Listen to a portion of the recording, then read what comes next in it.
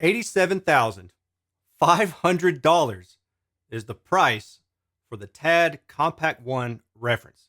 Now, I was loaned these speakers directly from TAD to review. I was not paid or anything like that. I was sent them. I checked them out. I ran the data on them. Then I sent them back. They actually went back sometime last week. So let's quickly talk about some of these speakers' specs.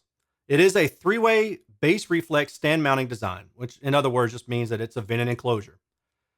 It features an 8-inch mid-bass driver, a 6.5-inch coaxial mid-range, and then a 1 3/8-inch high-frequency tweeter. Crossover spec is 250 hertz and 2 kilohertz. Maximum output is rated at 200 watts, and their sensitivity is spec'd at 86 decibels. The weight of these speakers is 101 pounds each. Initially, I thought that's overkill. But here's where that weight might come into play. And I'm not saying that just because it's heavier means that it doesn't resonate. Like I took mechanical engineering courses. I understand they're not necessarily analogous, but sometimes they are. When I first set these up in the living room, my amplifiers have a little switch on it, a gain switch on the back, and they were set differently. And I don't know why, but they were set differently. So when I sat down and listened, I was like, man, this is not right. Like this speaker on the right side does not sound as loud as the speaker on the left side. So then I thought, is it hooked up right? Like the mid range is like, it's not there. So I walked over and I'm touching the speaker and I'm like, I don't really feel any bass. So I walked over the other speaker and I'm thinking, well, I still don't feel any bass. Well, long story short, it was just a gain switch. I realized what was going on after a few minutes or AKA 20 hours. And then I set the gain switch correctly and that resolved that issue. But the point I'm trying to make is even when these speakers were playing full force and I was listening to rap music along with all sorts of other genres, you could feel nothing in these cabinets. They are inert. And I think that obviously has to go into that 101 pounds. Setting this speaker up on top of the clipple stand, which is about 4.5 feet off the ground, that wasn't fun. When I listen to speakers, typically what I do is I'll move them out into the room. I'll point them at me and I'll listen because most speakers are designed to be listened to that way. If I don't like it, maybe it's a little bit too hot in the treble. I'll turn them away from me, point them maybe more out into the room, and I'll listen to them that way, and that should alleviate the high frequency. Or maybe I'll sit above the tweeter or below the tweeter, right? I'm basically taking a guess as to the proper way to listen to the speaker. So then I start moving them closer to the wall. I play around with positioning. I play around where I'm seating at, and I do all sorts of those kind of subjective things to see if I can find what I like about the speaker. Then I go measure it, and then I compare notes. Well, with this speaker, I started off into the room about 3 feet off the walls. From the back of the speaker to the wall behind the speaker is about 3 feet. I pointed them directly at me. I didn't like it. I honestly didn't. And I'm sitting here thinking, whoa, these speakers are how much money? Like, and they sound like they sounded hot and they didn't have any bass. Like, ooh, that's not good. So then I thought, you know what? I'm just going to check the manual. Let's go see what the manual says. Sure enough, the manual actually says start with the speakers about 1 foot off the wall.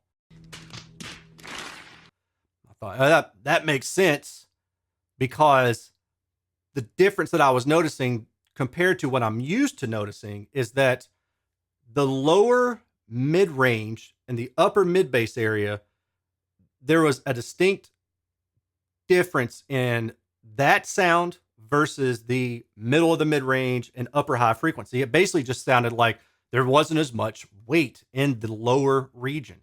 So I moved the speakers closer to the wall, and then that really changed the overall sound. That gave me more bass, and that's what I expect. Now, as far as pointing the speakers directly at me, I actually found that pointing them about 20 degrees to 30 degrees off axis was the best sweet spot. So you combine that with pointing them away from you. Don't point the tweeters right at your ears. Point them a little bit out and then put them close to the wall. And what I wound up with, subjective, this is all just my opinion, take it for what it's worth, was a very, very nice coherent soundstage and a very neutral overall sound. And you're going to see that that does conflict somewhat with the data. But again, keep in mind, when I'm showing you the data, it's measured anechoically. So it's not measured with a boundary behind the speaker that would otherwise lift up that bass region and provide a more neutral sound in the room. Knowing these differences is part of what I try to strive to do in my reviews. I explain these differences and I explain how, hey, this measurement shows this, and it indicates that the best performance is likely to be achieved by doing this thing. In this case, this thing is putting them closer to the wall, towing them away from your ear a little bit. Now, I will say that the manual does say to point them directly at you. Personally, I didn't like that. Now, if you like a speaker that has more high frequency and you tend to find that that gives you more detail or resolution, which are just buzzwords for boosted high frequency, then that's fine. Point them directly at you, rock on, you'll be okay. But if you're like me and you like a more smooth top end, something that sounds more neutral and what I would consider natural, then point them away from you. 20 to 30 degrees is where I landed. That's kind of what I would recommend. In doing so, great sound. Now, the thing that I like the most about these speakers is the mid-range sounded just really neutral, like really neutral. And most of the weight that I put into a speaker's performance is going to be frequency response most of the time. And I would say like probably 90% of the time that someone is giving you feedback about the way a speaker sounds in their room or with just data alone, you're talking about frequency response. You can say, this speaker kind of sounds sharp, it sounds kind of shrill. And I would say, I expect there's probably a bump around 3 to 4 kilohertz. Shrill, maybe around 1K. If you say, there's just not a lot of weight in the lower vocal region, I would say, are you talking male or female? And then I would say you're talking anywhere from about 150 to maybe 300 hertz for a male. For a female vocal, you're maybe talking 200 to 400 or 500 for that particular region. And again, there's some nuance to it, and it doesn't mean that I'm going to guess it right every time. But the point being that the majority of what we hear is isolated to just frequency response. I don't really pay attention to distortion a lot, but what I have noticed is that these speakers have extremely low distortion. And there are two other speakers that came to mind when I reviewed them. I thought, man, that mid-range is just something else. One was the Kef Blade 2, which I reviewed recently, Kef Blade 2 Meta, and then the Perlisten, I had to think about it, Perlisten S4B. Both of those I commented on, just the mid-range neutrality was really impressive. And then going back and looking at the data for those, I find that the distortion levels are really low for those speakers. So I have to start kind of thinking that, maybe there's actual weight to be considered for distortion. But I will say that you're talking upper echelon speakers when you get really, really low distortion like these TADs. For most speakers, and that's why I use this 90% term, right? For most speakers, the distortion, you're talking 1% THD at higher output levels in the mid-range, at least, if not higher, for standard bookshelf and even tower speakers. I don't even care about how low it goes. I'm just talking in the mid-range. All of that is to say, again, the thing that I was most impressed with on these speakers was the mid-range clarity. Like, that's the first thing I noticed once I got the speaker set up properly. Then after that, I started noticing, like, man, the soundstage is nice and wide.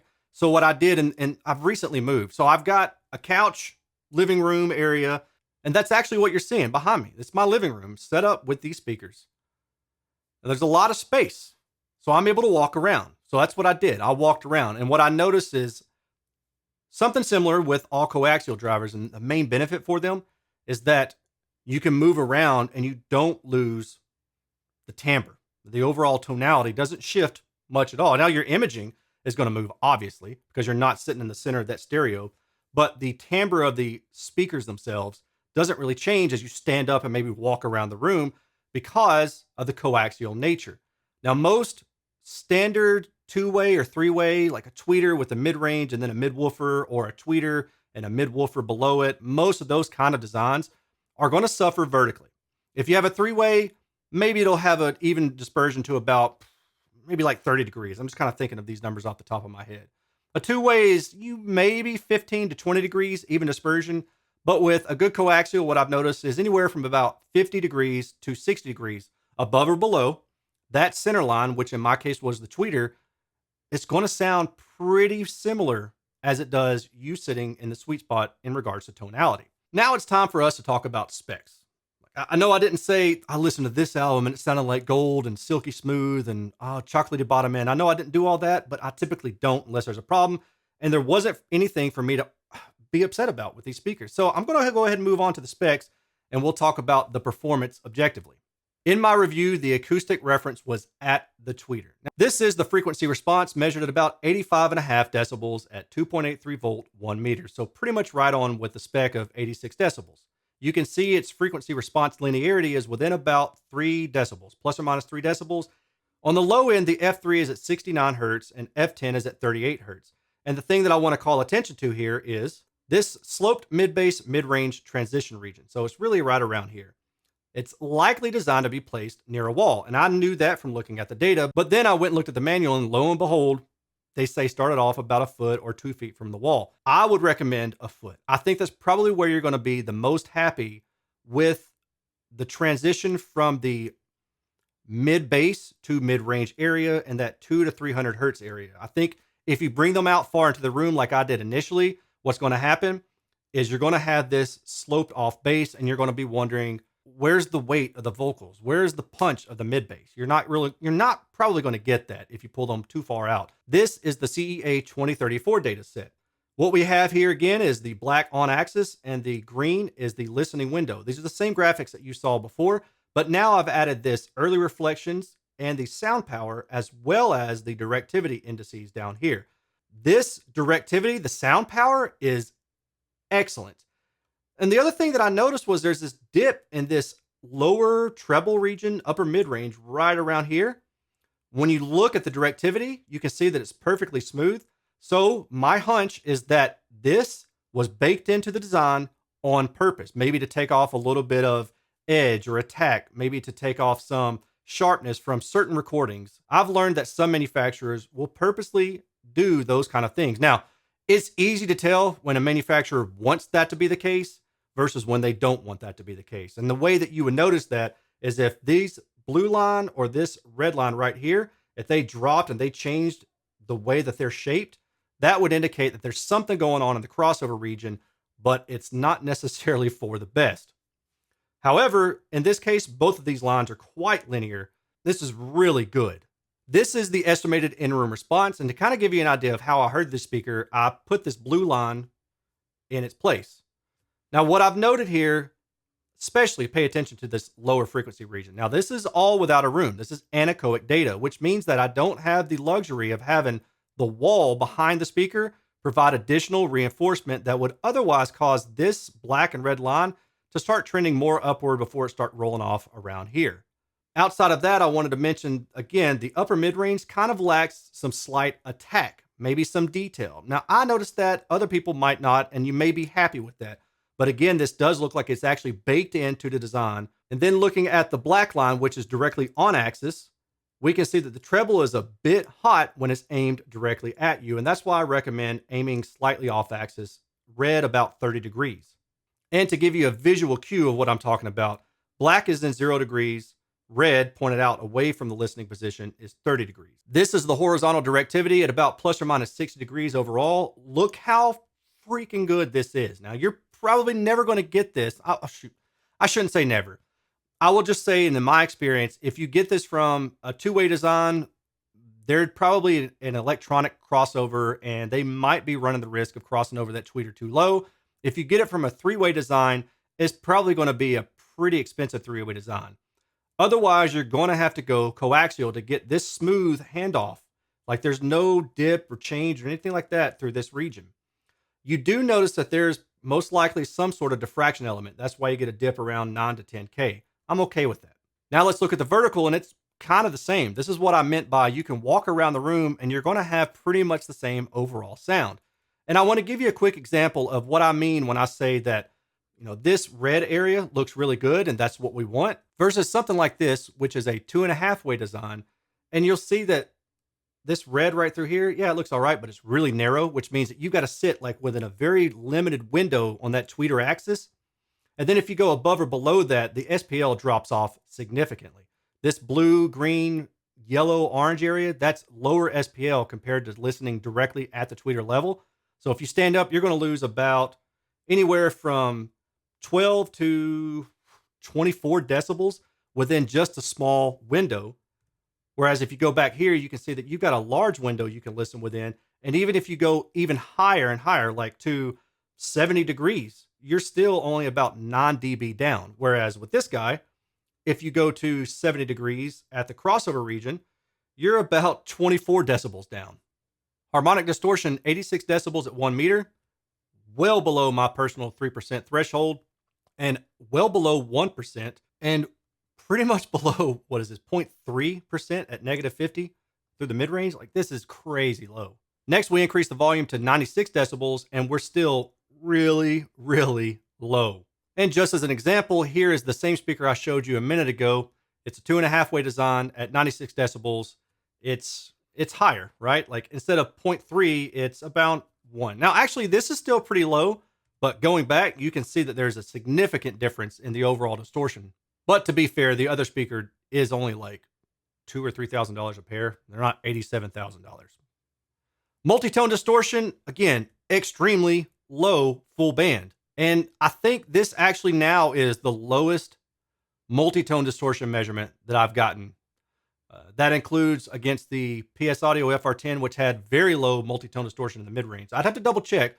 And then the Kef Blade 2 Meta. I did double check that one, and I know this one has lower distortion than that. So right now, the TAD-CR1TX is the lowest distortion speaker that I've measured to date. What about compression? Okay, so in compression, you run out of some steam in the high frequency. At 102 decibels, I don't know if that really matters so much. On the low end, I'm perfectly fine with half a decibel loss between 76 decibels output and 102 decibels output. 26 decibels of dynamic range, I think the speaker, I would say it does it pretty well. And I will say that in my listening, I got these speakers as loud as I could get them in my living room at 10 feet away. I could not hear a hint of distortion. Nothing that said to me that it was a problem. All in all, a world-class speaker, sounds fantastic, but it damn well better for $87,000 per pair. If you plan to buy a pair of these speakers, I don't have an affiliate link, so I can't shield for these, but I'm just warning you, get a back brace or ask a friend to help you out. Now, like, I'm 41, I'm pretty fit. I I work out pretty regularly, but I do have a bit of a bad back. Had surgery on it years ago and might have to somewhat in the future soon. When I picked these speakers up, that was probably a dumb decision. So just make sure that you have somebody around to help you, and make sure that it's somebody that, you know, if they dropped them, you could murder them, bury them out in a field somewhere, and nobody would catch you. Just saying. All right, y'all. I do appreciate you watching. If you have any questions, comments, or concerns, leave them in the comments section below. If you don't mind, if you plan on buying anything this week from Amazon, Crutchfield, Best Buy, Target, Newegg, etc., please go to my link in the description box below. Click that and then buy whatever you want, because what that does is it earns me a small commission at no additional cost to you, and that commission allows me to keep running this channel and doing what I do. And I really do appreciate it. If you'd like to support me via Patreon, you can do so at patreon.com/Erin's Audio Corner. I've got a great community of people there who have great suggestions. I will do polls often to ask, what should I review next? I've been getting into doing more off-the-cuff videos from my phone and just letting people know what's going on, showing them the status of my reviews, just kind of some off-the-top stuff that I don't post on YouTube. So if you'd like to support me there, you can kind of get some behind-the-scenes stuff that way. And again, I would certainly appreciate it. I will talk to you all later. See you. Peace.